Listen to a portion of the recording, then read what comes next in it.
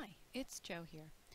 I wanted to do a video on, I guess, the cutting with your silhouette for outside the box, where many of us have probably seen the die cut videos where you would actually use maybe a spellbinder's die in a square or an oval or something of that nature, and you'd have a piece of the actual image outside of that die, and there's been videos on how to do that.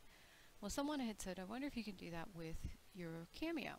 And I thought, well, you know what? Let me give it a try. By no means is this perfect. It's just something I decided to try and see what I come up with. I'm sure that other people can perfect it more than what I've done. But I just wanted to do a quick video. Well, might not be so quick, but let me just show you. First thing you're going to want to do is pull your image in. So here's my digital image. And the next thing I'm going to do, I think I'm going to go ahead and make this one just a plain square. So I'm going to click on my icon over here to draw a square, or a rectangle actually. And I'm going to draw that rectangle. And I'm deliberately leaving part of that scarf out. I'm going to adjust the size here. I know I got it kind of big. So we'll bring that in a bit. And up some. And down some. Maybe even move it over just a hair. Okay, so now we have our rectangle around here, but we also have this part of the scarf left out. Now, the way you're going to want to cut that, because if you tried to cut it right now, it would cut right through that image. So, what I'm going to do is I'm going to go ahead and I'm going to draw another rectangle just in the general area, and that would fit around there, but you want to make sure that it is overlapping into your original rectangle.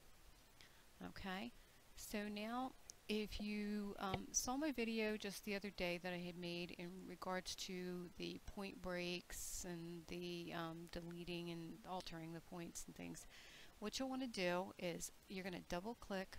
Oops, let's get on this. I'm going to move my image out just a hair so I can get a hold of this until I can get my points up. Now I'm going to bring in, I'm just going to start bringing them in. Now you'll notice you'll want to make this one, click it on curve since we have such a curvy line here, and you'll probably end up adding some additional points in just by double clicking and getting those little squares back in there. Right, I'm going to move my image back over just so I can see what I'm doing. Okay, let's double click again. Might have to bring this one up just a little bit. Now this is where it's just going to be a little bit of fussy, but this is ultimately what you're going to want to do. And we'll bring this one out. And because I want to bring that down a little bit, I'm going to add another little point in there and bring that down. And now I'm going to need to add some points in here. And you'll notice sometimes that your make curve will come off, so you'll need to go ahead and put that back on. That's what's going to create more of the look that you would get with cutting with scissors. So let's go ahead and we'll add another point in there, bring that in just a little bit, same thing here. Like I said, by all means this is not perfect. I'm sure someone else has probably figured out a better way. This just happened to be when someone had suggested it to me. I thought, well, let me just see what I can do. It's actually a pretty good idea. So that's what I'm doing. Whoops, grabbed hold of my image instead of my block.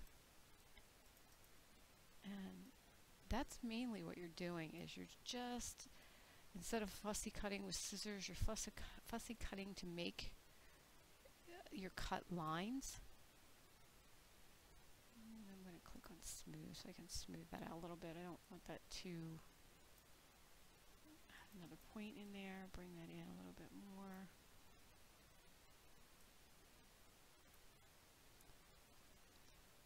Add some more points in here. Whoops. Another point, bring that back around there. Bring this point up a little bit because we're going to come in here. Probably want to add another point there just to make it a little more even. And you can always move these around a little bit.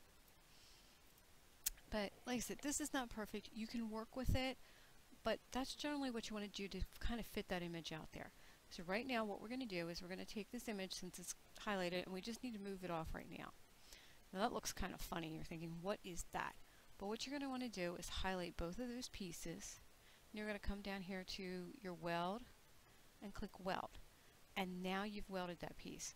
But I want to just make sure that it's all going to be a cut line, so I'm going to go up here to my scissors to the cut style window. And yes, it's all cut. If it said no cut on it or something, you would switch it to cut, but it's fine. So I'm going to close that window out.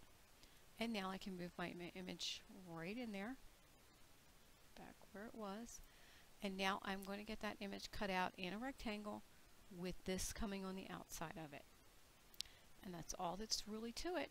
If you wanted to offset that and create another border around it, you would just do the normal offset by clicking. Let's go up here to offset, do offset, and if you don't want it, you can make corners to where it's a little sharper there. Bring it down to whatever the mat size is that you want, and there you have it. And you would just do this just like you would do any other digital image, where you would end up putting it on your mat, creating it with your registration marks. Add show reg marks, although I still have to set my mat up first. Letter 12 by 12. I've got my reg marks in there. I'm going to grab this all in once, move it. It's ready to go ahead and send it through your printer, and then send it through your cutter and create your image. Just don't forget, if you are going to make that mat, you want to move the mat off and cut that separately, because you don't want it in the same color that you're cutting your digi image out of. So I hope this has been helpful and that you might give it a try. I think it's kind of a neat idea, and I'm going to keep practicing with it and see if I can come up with anything easier, but right now it's not too bad. Once you start working with those points, you kind of get used to them, and it's fun to see how you can manipulate them around. So thanks for stopping by, and I hope you will give it a try. Thanks. Bye.